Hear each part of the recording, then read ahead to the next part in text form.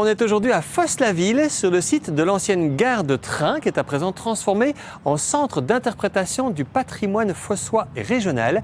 Il y a beaucoup de choses à faire à l'intérieur, mais aussi à l'extérieur. On va voir un peu tout ça.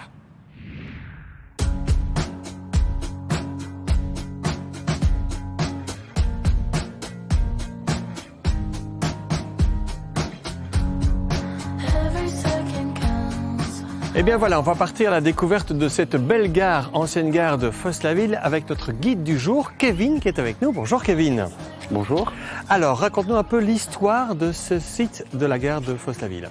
Eh bien ici, il faut savoir que maintenant, c'est un centre d'interprétation dédié au patrimoine fossois et régional, logé effectivement dans l'ancienne gare de Fosse-la-Ville, une gare qui a ouvert ses portes en 1879 et qui a connu ses années fastes à la fin du 19e, mais aussi et surtout durant les années 40 et les années 50 avec l'ouverture de la plage du lac de Bambois. Alors la gare, ici, elle a été en fonctionnement jusqu'en 1962, où elle a fermé ses portes. Une gare qui se trouve à proximité du Ravel 150, qui faisait la liaison entre Tamines, Dinan et Jemelle. Alors, beaucoup de choses à faire à l'intérieur. On va voir tout ça? On y va, on y va.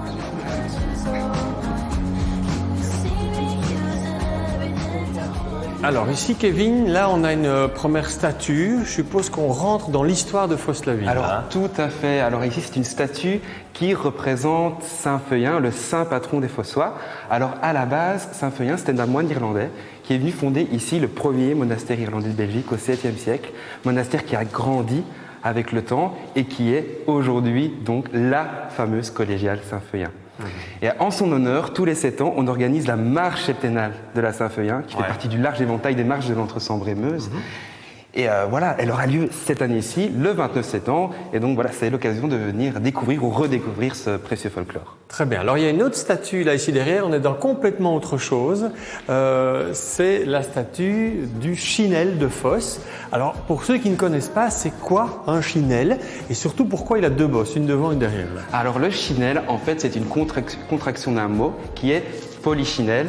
Le Polichinelle, c'est un personnage de la commedia dell'arte italienne du 19e siècle. Et alors, durant toute une journée, du Létaré, c'est le carnaval des Chinelles, et les Chinelles viennent parader dans les rues de Fosse. Et pour l'anecdote, au niveau des deux bosses, ça vient d'une légende selon laquelle à Fosse, il y avait un gentil, un méchant bossu. Le gentil bossu est allé dans la forêt rencontrer les sorcières qui lui ont enlevé sa bosse. Le méchant bossu est allé dans la forêt.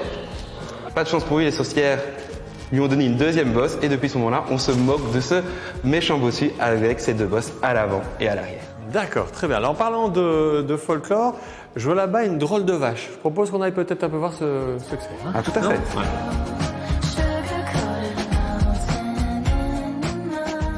Alors cette vache-là, en fait, ça s'appelle la Limoche. C'est un folklore qui est célébré donc ici dans certains villages de Fosse-la-Ville.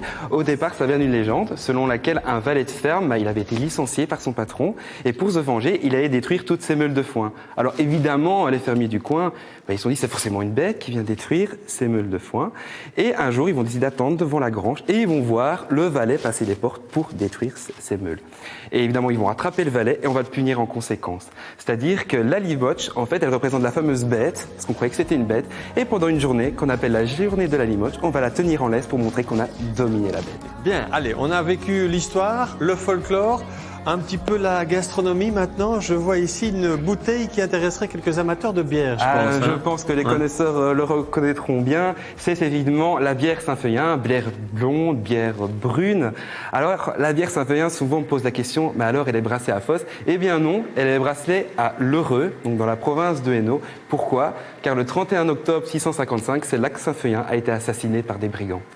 Alors, on va aller de l'autre côté de ce panneau-là, parce que là, on est plutôt dans la partie touristique de la région. On va juste voir ce qui s'y passe. D'accord. Alors, un grand panneau ici, quelques photos.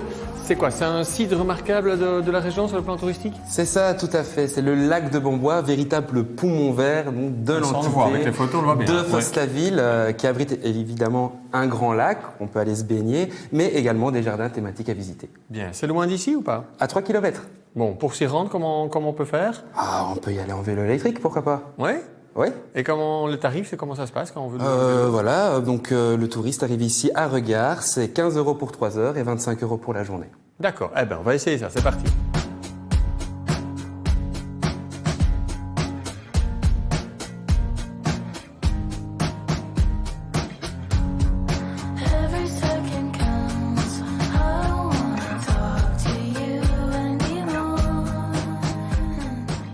Alors, je vois que ici, tout au long du parcours du Ravel, il y a une série de panneaux. C'est quoi en fait tout ça?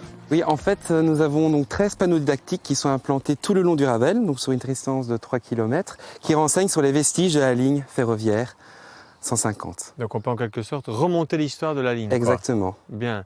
Alors, au bout de ce ce parcours didactique, il y a donc le lac de Bambois. On arrive au point d'arrêt de Bambois, donc, qui était l'arrivée de l'ancien tram qui faisait la jonction Fosse-Bambois. Et il y a des tables de pique-nique là-bas et on est situé juste à côté du lac de Bambois. Bien, eh bien, on va voir ça avec plaisir. C'est parti. Allez, c'est parti.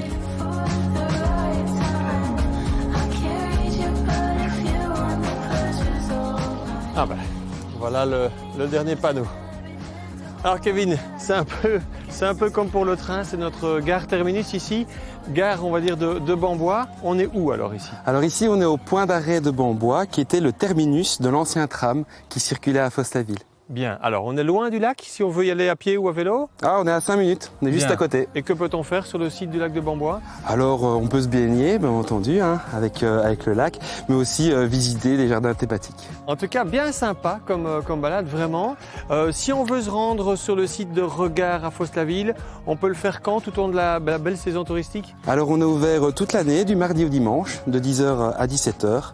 Donc voilà, on vous attend avec plaisir. Et si on veut louer un vélo électrique, alors entre 10 et 17h? Entre 10 et 17h et on est même ouvert les jours fériés. Ouais. Et on peut aller plus loin évidemment qu'ici, on peut aller Bien même sûr. jusqu'à l'abbaye de Maretsu. Jusqu'à l'abbaye de Maretsu, passer par la vallée de la Molinier et pourquoi pas pousser la visite jusqu'à Dinan et puis revenir à Regard fin de journée. Très bien, merci beaucoup en tout cas. Avec plaisir. Très sympathique, vraiment beaucoup de choses à faire ici. Alors si vous voulez revenir pour cette petite visite ou balade à la fois historique, touristique et bucolique, eh bien c'est donc à Fosse-la-Ville qu'il faut venir. Merci beaucoup Je vous en prie. et à bientôt.